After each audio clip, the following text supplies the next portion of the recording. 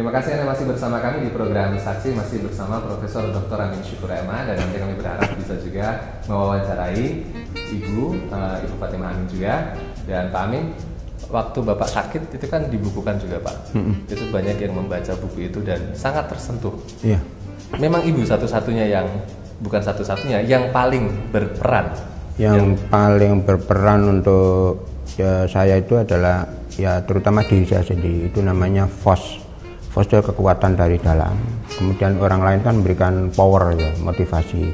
Itu kemudian yang jadi kekuatan dari dalam adalah 60% ya. Kemudian kekuatan dari luar itu adalah dokter, obat, dan keluarga. Ya. Dari keluarga ini yang paling berperan itu adalah istri saya itu. Saya paling memberikan support kepada saya untuk menjadikan saya itu sembuh. Jadi 20% itu 40% dokter, 20% keluarga, dan keluarga ini yang paling berperan adalah istri saya.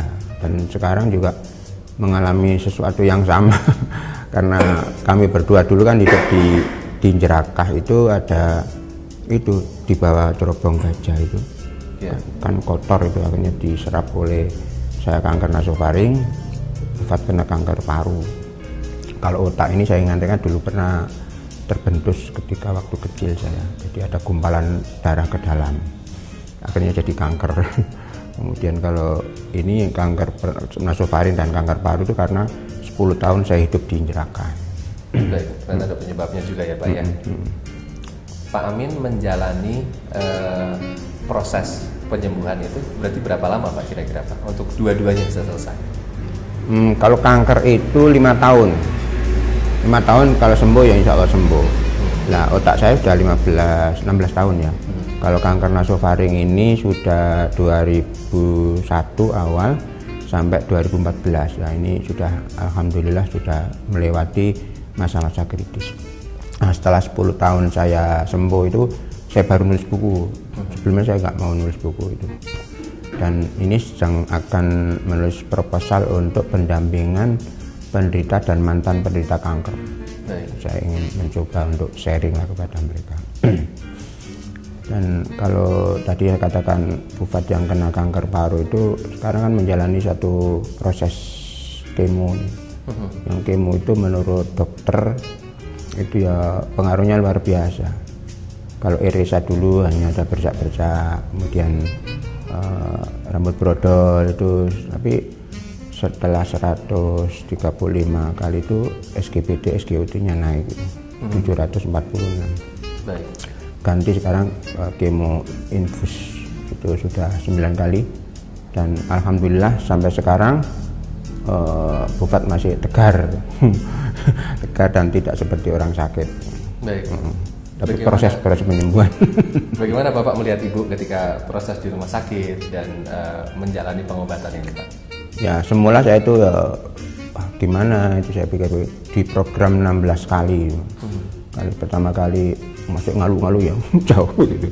Ternyata dijalani ya terserah ya sampai 9, nanti 10 ya, insya Allah sampai April lah penyembuhannya. Dan alhamdulillah perkiraan dokter yang macam-macam tadi itu ya mual, pusing, kemudian kalau ke belakang bebelen itu nggak ada pada Bufat.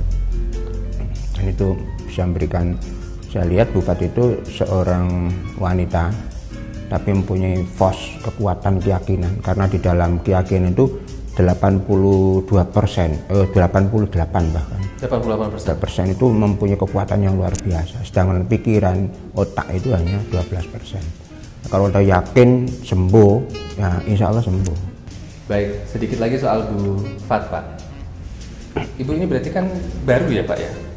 Baru diketahui itu diketahuinya bulan Mei 2013 ya.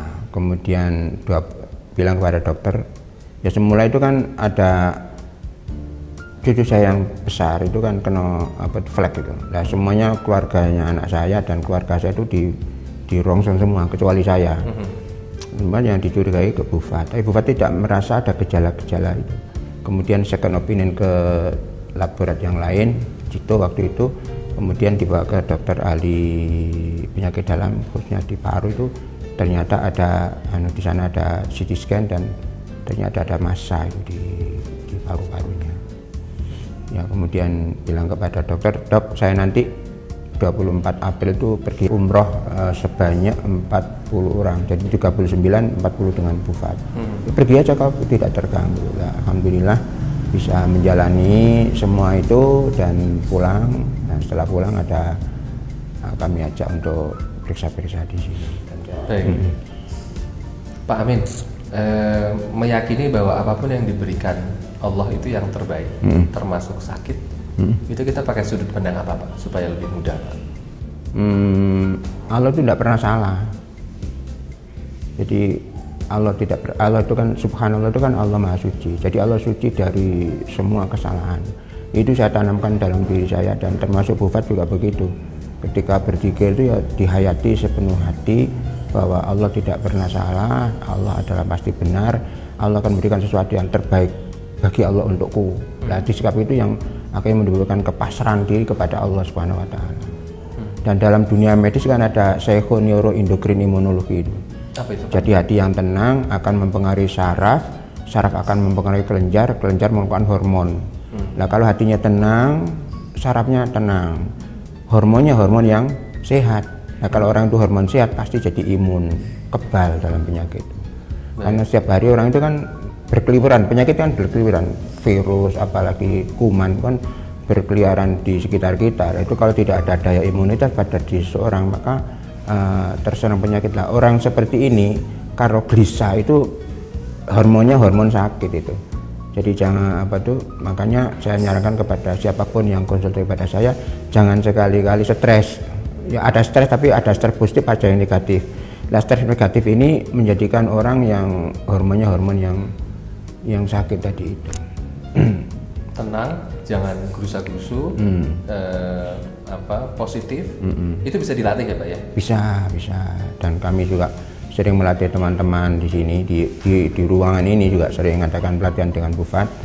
Di ruangan ini bisa diadakan sebuah zikir yang biasanya zikir dipimpin oleh Bufat, istri saya, kemudian ceramah hikam itu saya. Dan ini sudah terbukti dengan penelitian klinis. Waktu di Surabaya saya nguji disertasinya salah satu kandidat doktor itu, jadi zikir, wirid, ngaji hikam itu bisa menurunkan HSP72. Jadi bisa meningkatkan HSP72 karena itu HSP72 adalah tingkat imunitas diri. Dan itu sudah diperiksa dengan darah itu. Periksa darah sebelum kegiatan 3 hari, kemudian 3 hari lagi dicek, itu ternyata HSP72-nya meningkat. Baik. Kira-kira yang tidak punya kesempatan untuk datang ke sini dan Jawa Tengah juga cukup luas begitu, Pak, yang bisa dilakukan di rumah saat ini itu apa, Pak? Ya, cukup zikir saja. Ya zikir, tapi zikir yang sungguh-sungguh, tidak zikir hanya kecap-kecap tok seperti Pak Mujair gitu ya. Jadi zikir kecap-kecap itu kan hanya seperti ikan mujair, tapi zikir bagaimana? Kalau menurut Ibnu Athaillah kan mensistematisasi zikir itu kan ada zikir dengan lalai. Lalai itu ya pokoknya mengucapkan tapi lupa kalau dia mengucapkan sholawat atau subhanallah. Ada lagi zikir dengan yakdoh. Yakdoh itu sadar, saya sistematisasi zikir melalui mulutnya mengucapkan, otaknya paham dia mengucapkan. Tapi yang paling baik adalah azikru ma'akhudhurul qalbi, zikir dengan hadirnya hati. Jadi hati dihadirkan. Syukur kalau bisa tingkat yang keempat, azikru ma'al ghaibah, itu zikir dengan segala sesuatu selain Allah tidak ada. Nah, itu mungkin tingkatannya sudah tingkatan, bukan tingkatan kita ya, tingkatan para wali yang dekat dengan Allah. Makomnya sangat tinggi ya, Pak ya. Baik, ini saya mengingatkan Pak Amin kan harus mengajar. Ini saya mohon izin juga nanti wawancara dengan Ibu ya, Pak. Oh iya. Kan cerita lebih banyak. Matur nuwun, Ya, Pak Amin. sama-sama. Jangan kemana-mana, setelah pesan-pesan berikut ini kami akan kembali di program Saksi, Satu Kamera Sejuta Inspirasi.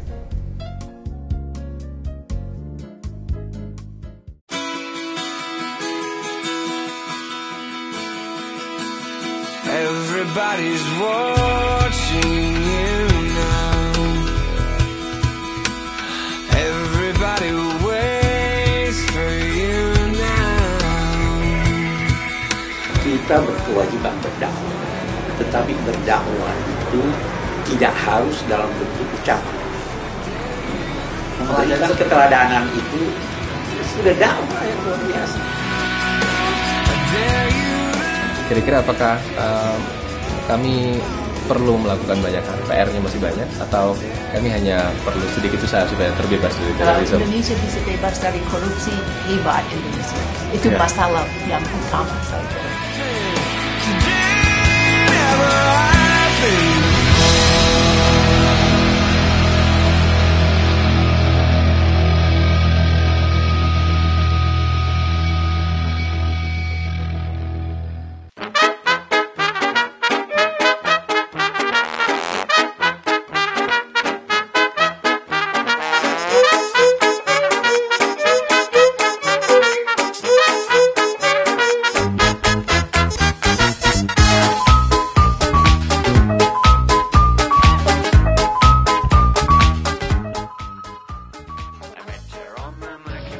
Thank you.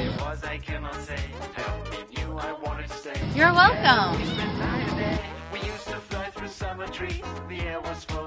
Thank you. You're welcome. Kalau ada orang yang menolongmu, bilang terima kasih ya. If someone helped you, say thank you. Far away, that's hurting me. Hurting me. I miss you, darling, far away. You won't sweet smile this summer day.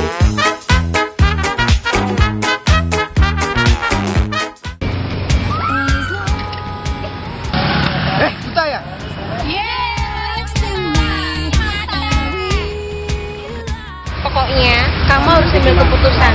Kamu nggak boleh terus-terusan kayak gini. Kamu harus putus sama Afan. Kamu harus bisa cari cowok yang nggak katrok kayak dia, yang ngebut-ngebut di jalanan, nggak jelas. Ya nggak sih? Kamu harus mempertimbangkan kehidupan kamu ke depan dong. Kamu harus lihat ke depan, oke? Sekarang kamu nggak boleh sedih lagi ya. Sayang, Mau kita putus? apa? Putus? Apa? Putus? Aku kurang gini apa coba? Mobilku banyak.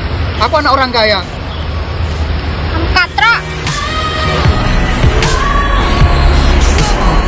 Inilah balada cowok yang ditinggal pacarnya karena ngebut dan sering ugal-ugalan di jalan. Jangan ikuti jejak saya.